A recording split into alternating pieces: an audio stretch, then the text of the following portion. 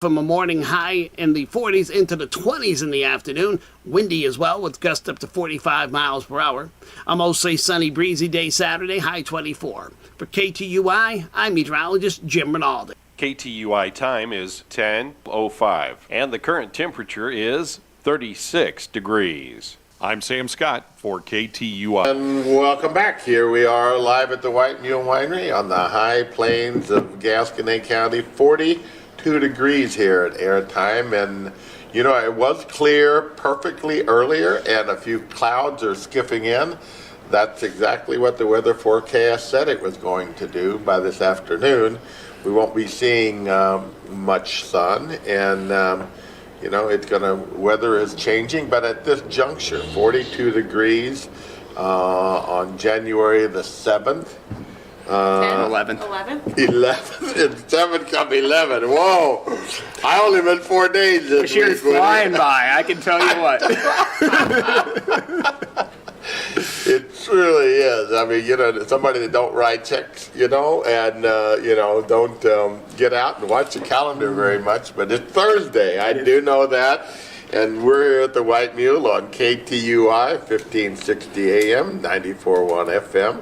Or possibly you're watching us on Facebook Live. If so, good for you to be along this morning. And as you can maybe see, this is a family day today. You know, we have Woody, who's the first vice president of community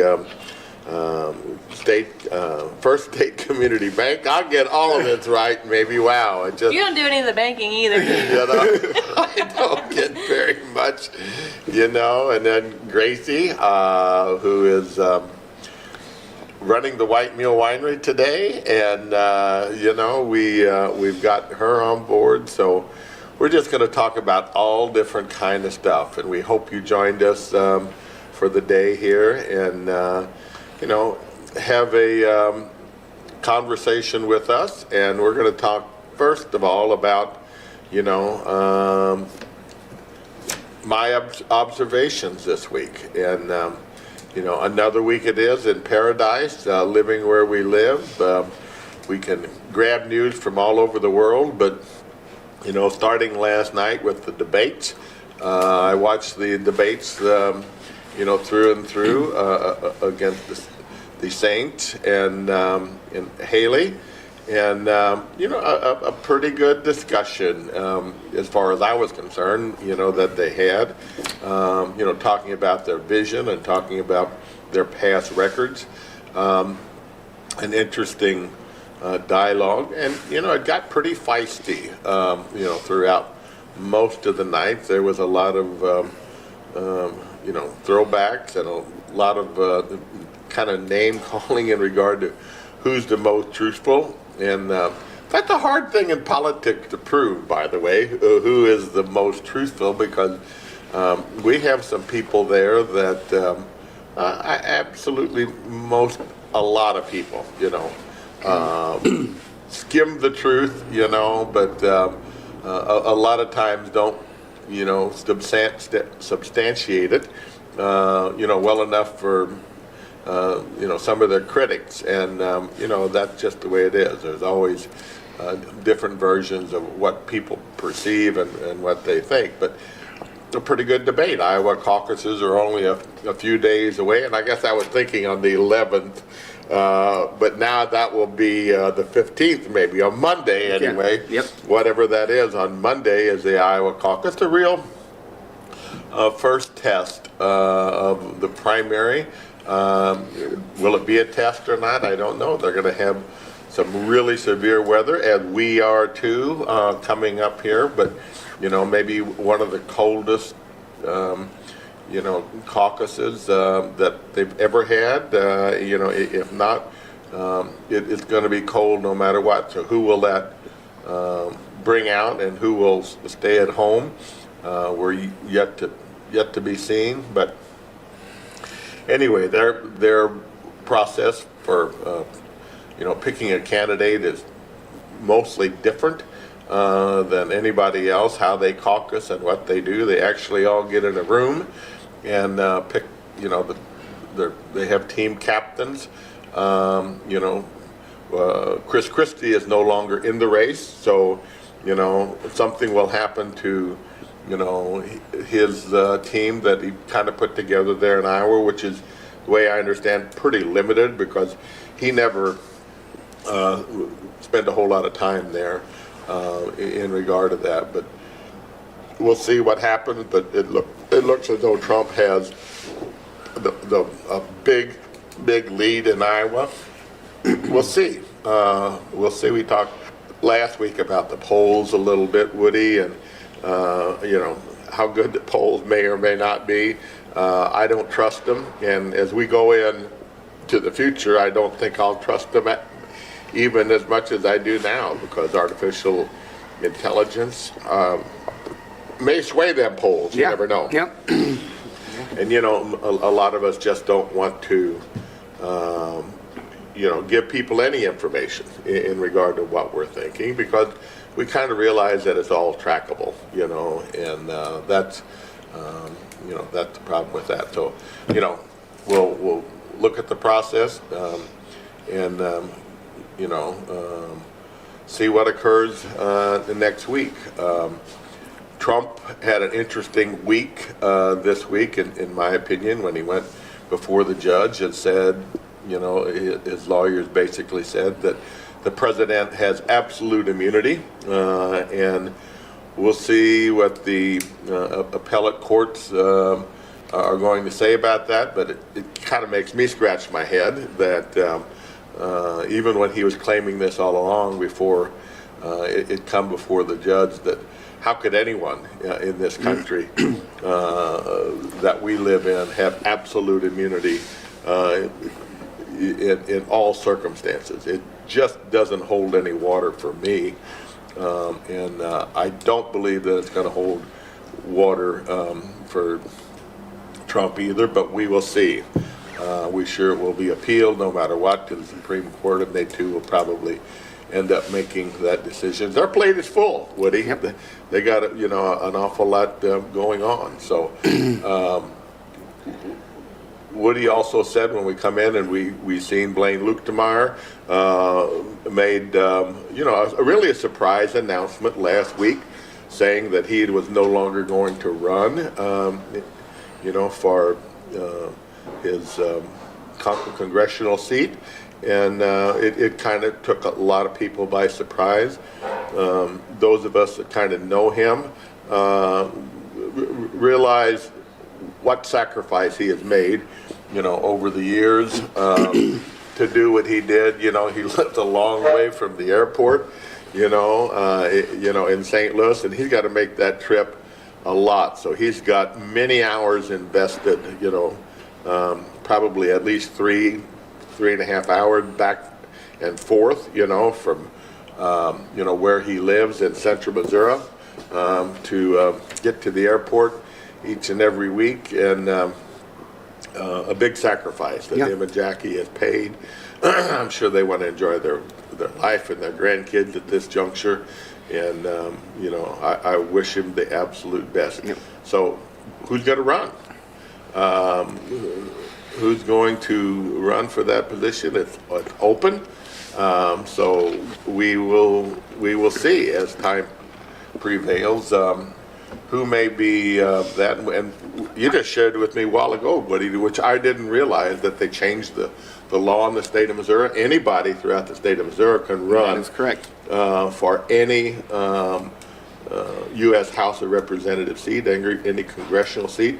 You don't have to live in that district anymore. That is correct. Kind of like the college football transfer portal. You don't necessarily have to be committed to that area. So, no, I would expect to see a very crowded primary. That district's, probably going to go to Republican more than likely. It's just pretty heavy, but I would expect to see a very crowded primary in that race. Blaine's been there 20x years, He's been, sacrifice, not just, being there, but when he's home, he is very active in the communities that he serves. He comes to the cattlemen's meetings, and he makes appearances all over the place, and it's comes to the White Mule numerous times a year, Yep.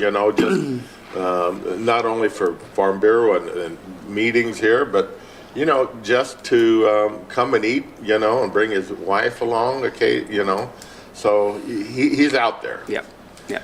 We were blessed to have him serve as long as he did. I think he was one of the good ones. And you know, Woody, he was pretty close to becoming one of the most powerful men in Washington, D.C., being ahead of the banking and the finance and that particular area of his expertise. You know, when they assumed leadership, again, you know, I'm sure that he would have been there. But anyway, he's not going to be there. Nope. So thank him for that service. So tell me about the banking business, Woody. It changes every little bit. It does. It's just like everything that goes through cycles. You know, it's got good ones and bad ones, and you know, sideways and up and down and the whole 9 yards. So we're kind of in an interesting cycle right now, and we have been for the last, really the last 10 years that I've been in banking. It's been interesting, but now even more so. We're in a cycle now where people are actually going to can get paid for some money that they have in the bank. You know, it's the cost of funds right now, and trying to, you know, the dollar, you know, if you have some savings money, it's actually worth something again. Yeah. My first 8 years in banking, CDs were under 1% my whole time, so I didn't understand. You know, people talked about the 80s and these double-digit CD rates, and, you know, we're not anywhere close to that yet, but 4 to 5% on a CD is, you know, that's interesting. It's just a different cycle. Yeah, it truly is, and you know, I've had the opportunity to look through that and live through you know, those particular times, and it's just a continual maneuvering, you know what I'm saying, of interest rate, depending upon the economic situation. If you know, if money is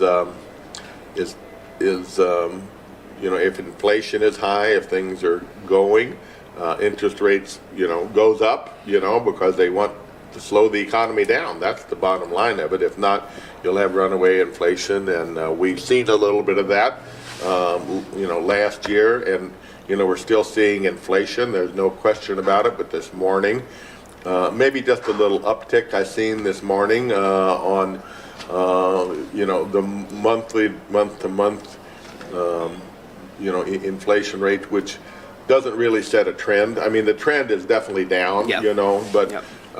you know, they were expecting like 3.1% for the year, and I think it's at 3.3 or 4. Is that right? Yeah, that's close. It's higher than they expected it to be. I don't know that that's going to change the Fed's minds on. I Dropping think interest. most people still think May-ish, you know, summer-ish time they'll start cutting. The Fed funds will start cutting their rates. The Federal Reserve will start cutting their rate. Now, the one thing I'm pretty confident in is they will not go down as quick as they went up. You know, they'll cut them probably 0.25% of the time, and you know, I think a lot of people are in the. If we remember right, they raised them a full point at a time. Yeah, they went quick. Yeah. They went quick. You know, it went from nothing, 0 to 4%. You know, which makes prime 8.5 in 18 months, something like that. No, I think we do see some cuts in the future, and how that plays out, I don't really know. But you know, I think these higher rates are going to stick around for longer than some people initially expected them to, just because of the resilience of our economy. I mean, they talk about a soft landing, and can the Feds pull off the soft landing? And at this which point, it's basically looking like means we're not going to what have a recession. Yeah. And it's looking like it's possible. I mean, it is, but so. Yeah, you know, and I want to drill down a little bit because, you know, on these inflation numbers, because, you know, some have, you know, subsided substantially, but others, you know, continue to stay up and are persistently high. And I want to talk about food because it's an area that, you know, I don't know that I know, but I think I know, you know, some facts about the food and where we are in that, you know, particular circumstance. I think food prices are going to continue to stay reasonably or higher. I think that we're going to have food inflation as I look forward for a long, long time because of several other factors that go into it. Number one is labor. Number one reason why food is up is because every particular step along the way, I don't care if you're talking about eggs or milk or vegetables or meat, there's a phenomenal amount of labor in each and every one of those particular circumstances. Look at the production side of, fruits and vegetables. Look at the manual labor, that's all included in those particular things. Most all did by manual labor. Processing, there's machines that help, but, still an awful lot to do there in regard to labor. Transportation, is logistics is a thing. The shelf life is huge in regard to food. You can't go out here and save food, for a long period of time. So the waste factor is in there. And all of these things, Woody, are going to continue to have food, to stay high. The production of animals, we know that even though the farmers are extremely efficient in what they do, there's still an awful lot of factors in livestock production that are not given. Droughts, causes cyclatory situations in regard to the cattle, and we are certainly at the low cycle as far as numbers are concerned, and the high cycle as far as price is concerned on the cattle. I don't see those particular things turning around very quickly because it takes years to build a cattle herd. It takes a long time to get the production up there to reduce it, and I don't see the people willing to invest and the risks that are involved with the land and interest and all of those costs that are involved with it to take them risks. No, I don't say this demeaning, but the truth of it is I don't see many people that want to work that hard. And that's a shame, what I'm saying, and I'm not trying to be derogatory, and it don't take many people because you just got, what I'm saying, you can get more production, but taking that risk as a young person and having to work that hard and and the sacrifices that have to be made is pretty great. So do you see food coming down? At the core basics of it, food is probably the human's greatest need. It's not a want, it's a need. And at the end of the day, when you measure, your inflation measurements, all those need-based things, food is at the very top of a need. So that is one thing, in my opinion, that won't go down because it's not a want, it's not the entertainment industry, it's not whatever. It is something that us humans have to have at all times. And it's, what can I say? We do it here every day, and we know that it's expensive. Like Karen oil, had me. Go ahead. Like the oil industry, there's a need. Energy, there's a need, but it's nothing is as great as food. Well, because there's, the supply chains, can be interrupted, short term, but, drill, baby, drill, what I'm saying, and more oil can be added to that pipeline pretty quickly, and there's other choices to be made in regard to the energy situation, and we have seen, gas come down, to some degree, but, it's high, and, when you go to fast food, and you gotta look at the people there making, $12 to $15 an hour, and they work hard. Don't misunderstand me at all. But that reflects in the price of food, It has to, It has to reflect tremendously in that. And then, on smaller, places, smaller restaurants, first of all, food inflation is high because so many people eat out too. You know what I'm saying? No matter what it is. They don't eat, you know, and your family don't eat like we used to, and not to be critical because I understand it, but you know, it was pretty much of a gift if we stopped at McDonald's. You know what I'm saying? You know, on the way home from something or whatever, wasn't it? It was. And back then, you could feed your family McDonald's for $15. Now that's one person's bill at McDonald's. I mean, Not even. it's unbelievable the cost of it is to eat out. Karen, and you know, locally, Karen picked up, you know, hamburgers, you know, last night, not at McDonald's, but you know, locally, big, good, superior quality local hamburgers, you know, and I don't know what she had, but I had a double, you know, cheeseburger with, you know, some fries and a salad and, you know, no drinks or nothing. And I just ask her, you know what I'm saying, just to keep up with things, because I don't follow it, how much, you know, how much was dinner? I don't want to say. You know, it was over 40 some bucks, you know, I don't remember, but I think she's, you know, it was way over 40 bucks for just hamburger, you know, and to go, you know, and Convenience is everything. I mean, that's well worth it. Don't misunderstand me. Yep. It is, but there was a time in my life I couldn't afford to do that, you know, and I don't know who can afford to do that with a family every night. No. You know, it just doesn't happen. So food inflation, I think, is It's here to stay. is here for to stay. Other things, you know, we need to talk about the energy, the fuel. You know, gas isn't as high as it was a year ago, by no means.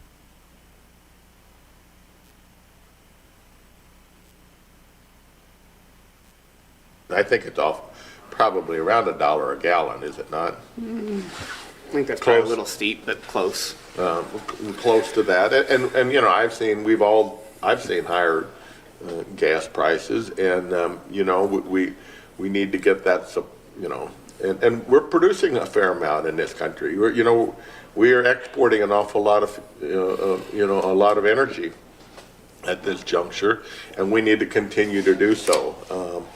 You know, to you know, energize the world and, you know, to create good jobs here. But things like housing, I just seen this morning where I didn't really realize, Woody, that home ownership in this country is above 60%. Does that seem right? Did I read that? That seems high to me. That seems quite a bit higher than what I would assume it would be. Yeah, and I need to go back and review that. But you know, home ownership is on. You know, it's slowed down. New houses, there's an abundance of right now. There's still some construction going on, but you know, people at your age or whoever that bought their first home or traded up in their homes, and they locked in for 30 years at what? 2 to 3%. 4%, maybe Less average. than 4, you know, yeah. Into that neighborhood, and now it would cost 7. Yeah, basically 7. That's a lot of money lot on of money. $300,000, isn't it? No, you know, you're that's saying- another 10,000, 20, 16,000 a year, whatever it is, Yep. right? And you know, it was I think a year ago I looked this up. Take a guess on what the average person's age was when they bought their first home in the U.S. What do you think the average first-time home buyer age is in the United States? 37. 33. It's quite a bit higher than what I was I assuming. missed the day of the, what day it was in the month by more than good. that. I was shocked by that number. I just assumed it would have been a little bit lower, but when you know, factor everything in, and, you know, life's just a lot different now than it was 20 years ago. Most people are, you know, going and furthering their education and going to school, and, you know, marriage is not happening until a little later on in life, and, you know, people just aren't buying homes at low, you know, 20, 21, 22 anymore. So. Well, yeah, and, you know, they, for all the reasons that you're stating, but, you know, it takes a long time, Woody, to be able to accumulate some wealth. You know, even though people are making, more money than I ever thought, would be. I don't know what the average person out of 4 years of college, if there is such a thing, is making, at this juncture, or even, the worker. But, I know that $60,000 a year, That's I think the average wage in the U.S. has just climbed over 50,000. For 50%, the average is about 50 grand is your average wage.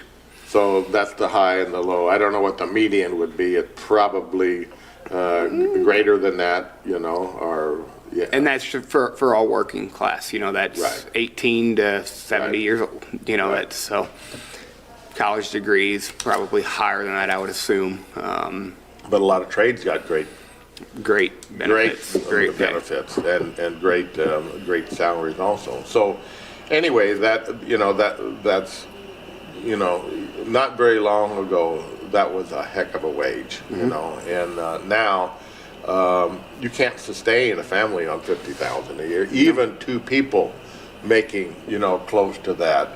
It's difficult, to buy your insurance, to do your cars, to do the energy on two of them $50,000 a year salary.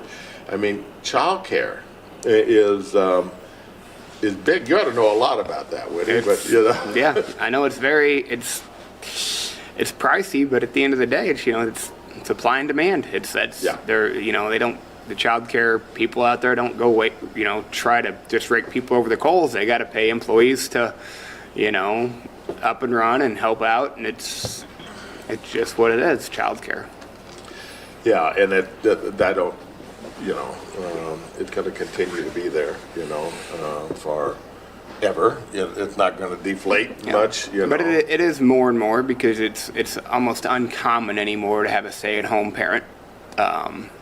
Whereas I would assume 30 years ago, it was probably more common than not to have one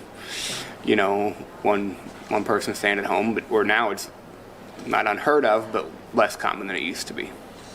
Go back to 50 years ago, Woody. Very uncommon. 50 years ago to have two people working. That wasn't the model situation that I grew up in. Mom was always home until she worked after the kids were all out of high school, basically, or Karen folks the same way. You raised your kids and you enjoyed them as a family, and one good provider, could make it through.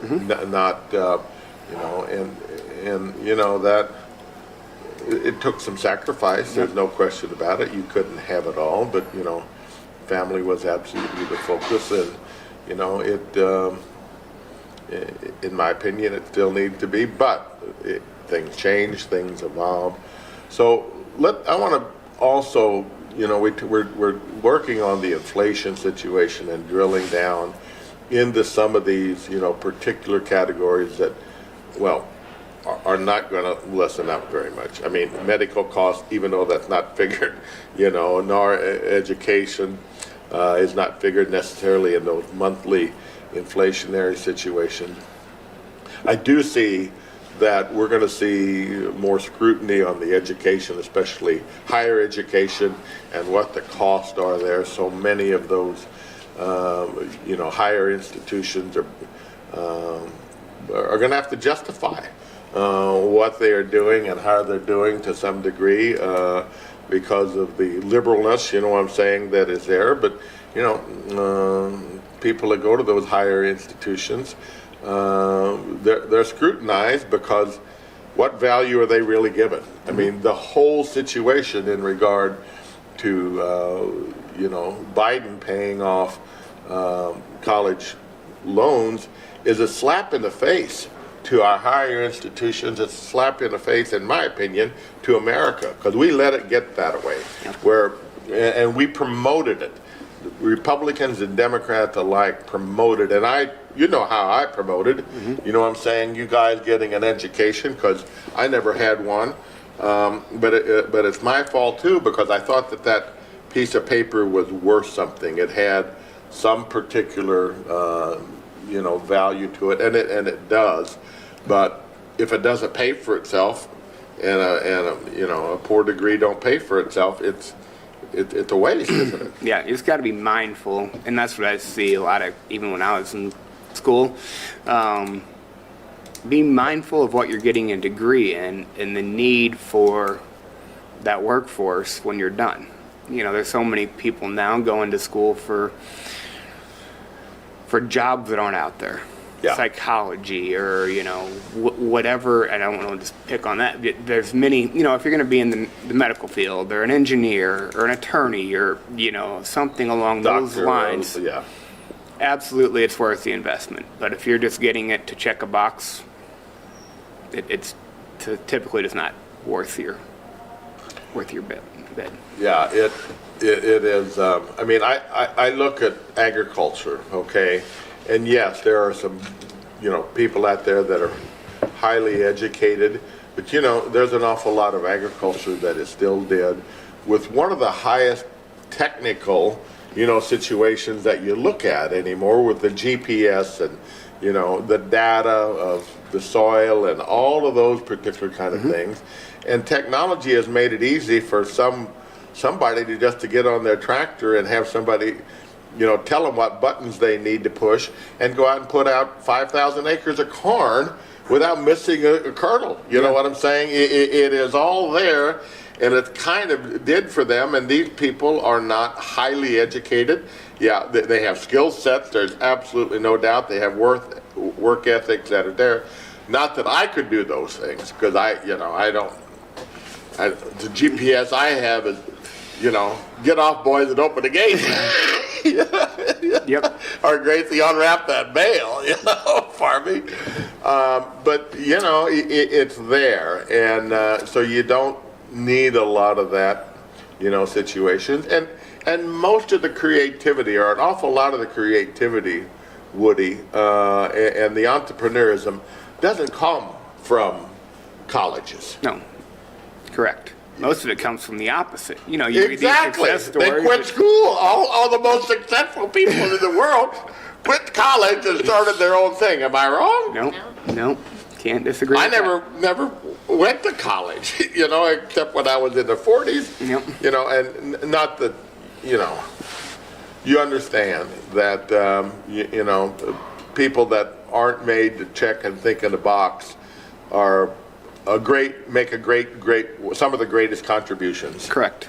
To our society, so, that's just kind of how it is, So let's talk about, I wanted to talk about, time gets away when you guys are here, and it always does, but, we talked about the younger people, but let's talk about, people my age, Woody, or people that are at retirement. This economy, and what can they do, and what do they do? People living on, I don't know how to pronounce or say it, but fixed income. Not a fixed income to some degree. Social Security, investment, retirement, those things. But how do they save when a lot of them can't go out and work, or don't want to and shouldn't have to go out and work unless they choose to do so? What can we do to talk about to those people about what they can do to make their money go further? That conversation really needs to happen with somebody that you trust, and a financial advisor of some sort is, and the main thing, I don't want to say they miss the boat, but they need to be having these conversations with their financial advisor at my age and Grace's age, rather than when they're in their late 50s. It's a lot of times then it's too late. You got to plan for whatever you want to do. You see people that their aspiration is to retire early, and you got to plan ahead for that. And you have some people that don't mind to work and going to work till the day they die because that's how they want to be. That's fine. So, but people that need to you know, in your age bracket, they're looking at retirement and seeing what it is, and you know, where can I make the most money for what I have, and you know, it's such a case Without by case. limited risk. Yes, that's the thing. At that, when you get to that age, it's pull out of the risky stuff and put into more, you know, bonds and you know things along those lines, CDs, and make sure you don't lose your money. And that a bank is a safe, good place to put it, and at 4 to 5%, you know, it's a good investment. Yep. You know, at this juncture, it's probably more if they pull their portfolio out of, you know, some stocks. You know, maybe that's just this last year, but 3 to 5 years before that, I doubt if they made it 5%. You know what I'm saying, on their money. You know, and took some risk to do it, and some of them lost considerably more than that.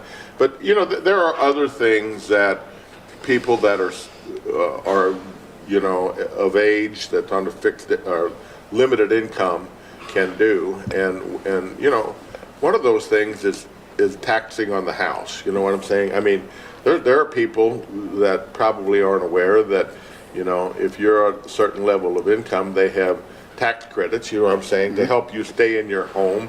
They, you know, we just had to pay our property taxes. Well, you know, they're there, and they need to take credit for them. They need to ask everybody where they go if there is like food, you know what I'm saying, a discount for people that are 60 and older, and they are.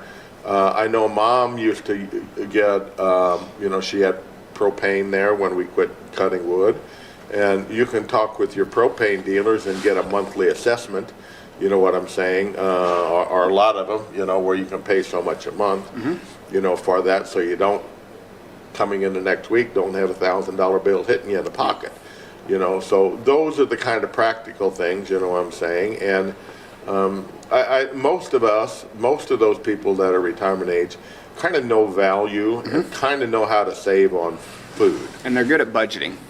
You learn it over your life. You know, most of the time, so when you get to the age where you're on a fixed income, you figured out how to budget and how to make sure you're not going to run short. You know, sometimes that's setting up your insurance to pay monthly rather than annually, because you know you need to make sure your monthly bills kind of mimic your income. So if you're a farmer and you get paid when you sell beans once a year, you need to pay your stuff annually when your beans come due. And if you're, you know, on Social Security and you get a little pension, well, you monthly, and you get your bills coming in monthly, you need to be paying monthly and just plan ahead. And the older generation's really good at that.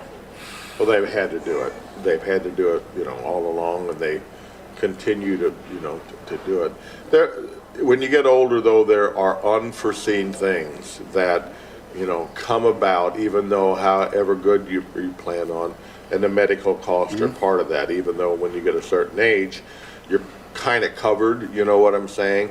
But, you know, there's a lot of meds, you know, that people need to have that, you know, Medicare does not cover, you know, and some of the good ones are there, you know, some that I use are there. So there are always those particular things that will help your quality of life, but you got to plan for it, and you got to know what to look. But you know, there's a lot of, depending on your situation, but there's a lot of you know, programs there basically put forth by the pharmaceuticals that will help divert some of those high medical costs. So you got to drill down, and you got to ask the questions to your pharmacist, to your doctor.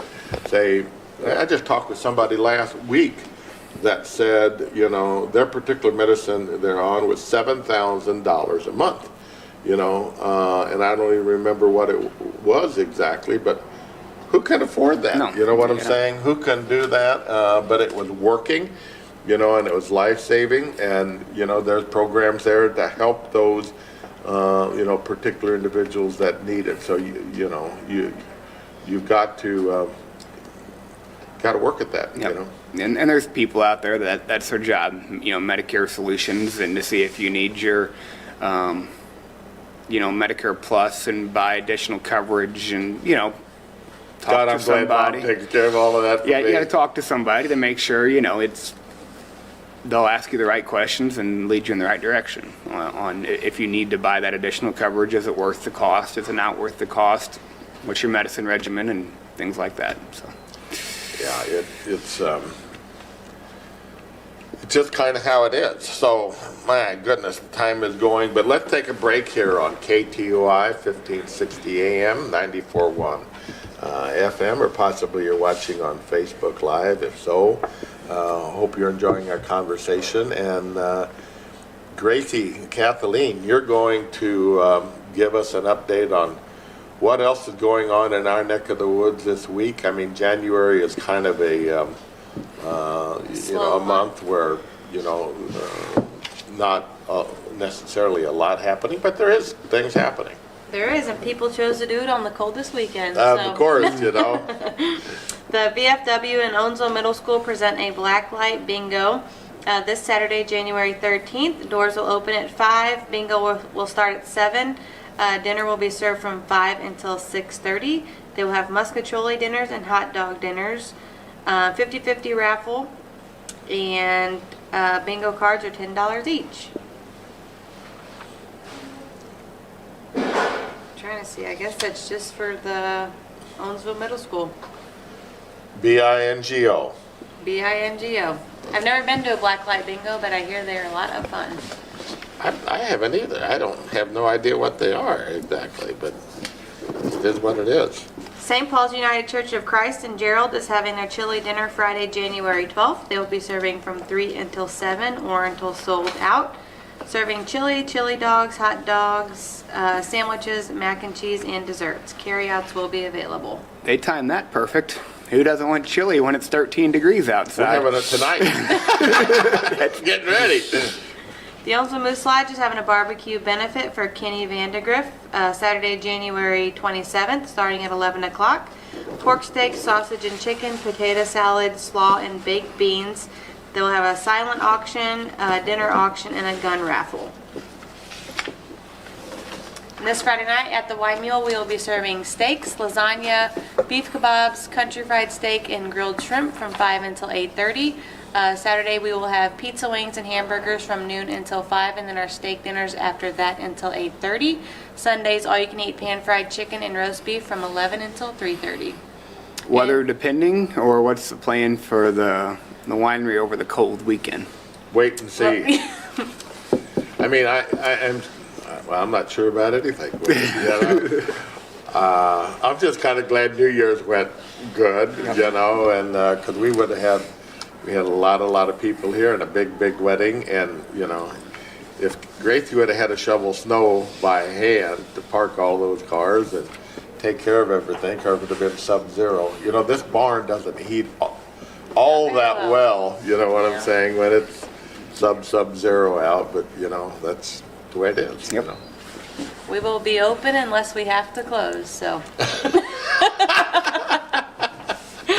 We'll let the water run off for you. That's right. I worked all week this week on waters, Woody, almost, and maybe I got them ready, but probably not all of them. It's easier to work on waters than ice. I know. It's when you get that kind of severe cold, it just it's hard to make it all right, because I could notice this week working on it, just a difference in we got a lot of tire waters, but just a difference in the thickness of ice depending on where that location of the water was, where the thermals come up in a low area, or the wind hits them. It makes all the difference in the world. There's between, a skim of ice and up to an inch, just depending on our footprint here on, how cold it is and what it does. So get ready for it, and, just think ahead about what you need to do. If you live in an older home, Keep the water on. you got to keep it warm, and, sometimes it's not a bad idea to let the faucets drip a little bit, and open the cabinet doors. And I'm talking to Grace for the winery, or for the bed and breakfast. the bed and breakfast here, because that's 160 years old, and there's a lot of water lines in it, so. I don't Space know. heaters go a long way. I don't even want to bring it up, Woody. Yep. Yeah, you would think after 15 years of doing it that we would know every nook and cranny, but you never get it all quite figured out. Yeah. Don't forget to check on your otherly neighbors over the next few days too. Oh, absolutely, and bring them a little chili or bring them a little food or do whatever, because they really shouldn't be getting out, and so give me a call, Woody. Yep.